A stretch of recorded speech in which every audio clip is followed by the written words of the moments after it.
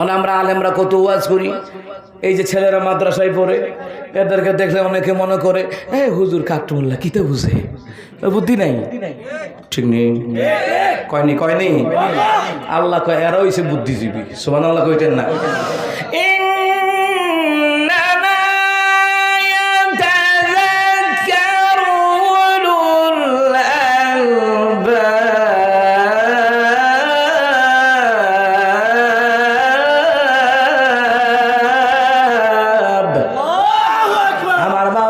নিশ্চয় যারা জ্ঞানী তারা উপদেশ গ্রহণ করে, আল্লাহ রাসূলের উপদেশ মাইন্না যারা চলে তারা বুদ্ধিজীবী, আর দেশের টাকা বিদেশে যারা পাচার করে এরা সুর আর বাটপার জীবী। কথা কান ঠিক না? হুজুর ঘরে মনে করে হুজুরের বুদ্ধি নাই, বেহতার না। আমার দেশে বাপ মা এটাই মনে করে যেটা বেহতার হেতারে মাদ্রাসা দিয়া না। কথা কান্দি আছে না মা?